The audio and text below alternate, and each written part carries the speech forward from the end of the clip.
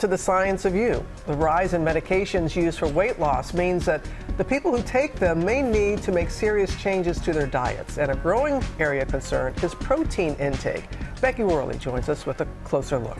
Good morning to you, Becky. Robin, good morning. Whenever you're losing weight, the goal is to get rid of fat, but along the way, some muscle may be lost. How much muscle depends on a few factors, and one of them, your protein intake, is being marketed like crazy to those on prescription medications like Wegovy, Mounjaro, and Zepbound.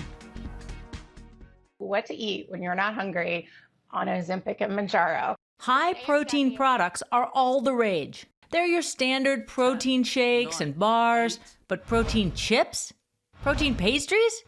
Donuts? There's even some waters that have some added protein in there now. This push for protein is likely attributed to the rise in new obesity drugs like Wegovy and Zepbound. Bernicia Cooper of Texas says she lost 76 pounds on Mounjaro, a drug some use for weight loss, and says her doctor told her to increase her protein intake to prevent muscle loss. In the beginning, it was super hard because she had set a goal for me to get 90 grams.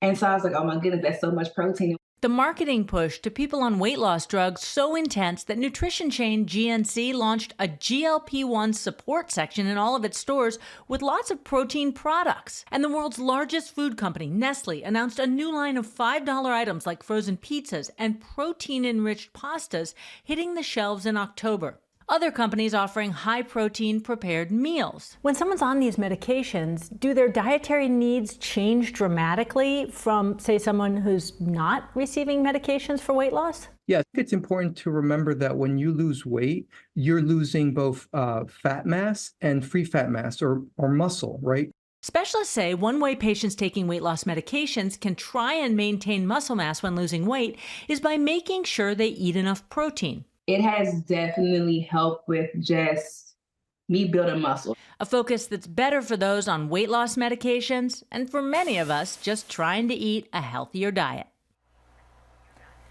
Talking to your doctor about what's right for you is key, but one thing to consider, some preliminary studies suggest that protein should really be consumed consistently throughout the day. So try and avoid eating just one high protein meal at dinner, for example.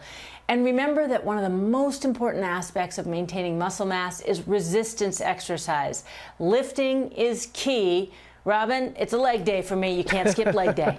No, you cannot. Hey, Becky, as always, thank you. And we're going to speak to our doctor, our chief medical correspondent, Dr. Jennifer Ashton, to walk us through the different ways to get protein, that intake. Why is this so confusing to so many of us? Well, it is confusing because it's complicated, and I'm glad we're talking about it because we have to distinguish between a media or marketing headline and a medical headline. So it is not one size fits all. There is a big difference between muscle mass and muscle function. So people with obesity have more muscle mass at baseline, but they have poor quality, poor functioning muscle. When they lose a significant amount of weight, more is likely to be from muscle mass when they take the GLP-1 agonist, but that does not, I repeat, does not adversely affect how their muscles that remain function. So I think when you talk about the average person, you have to really ask, what's average? Are you a postmenopausal woman? Are you an elite athlete?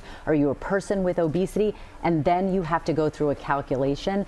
The overall weight-based calculation, so get out your calculators and we'll put this on the website, take your weight in pounds, divide that by 2.2, and then multiply that by 1.5. That is the daily amount in grams of protein that you should strive for. So how much general. How much is that for you?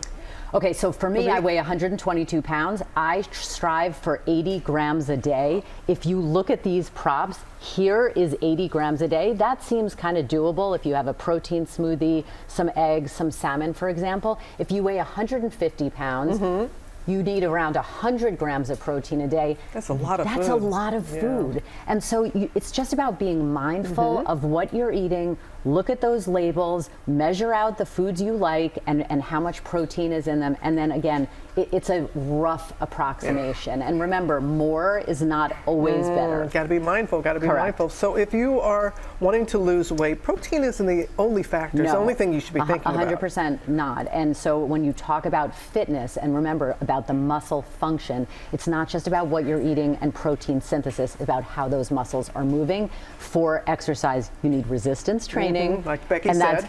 Women as well need to lift weights, resistance bands. You need cardio for endurance. You need balance and flexibility. It's a holistic style of fitness. And follow Dr. Jen, because you will see you. The bands. I know with the bands, but that's so good. I'm trying to work on my little chicken wings here. Oh, but I'm going for strength, not thinness. And I think that's the key. Okay. It's fitness and power. It's knowing what, like you said, it's not one size fits all. What is it that you are trying to get out of this? All right, we'll see you on GMA3. Yes, you will. All right.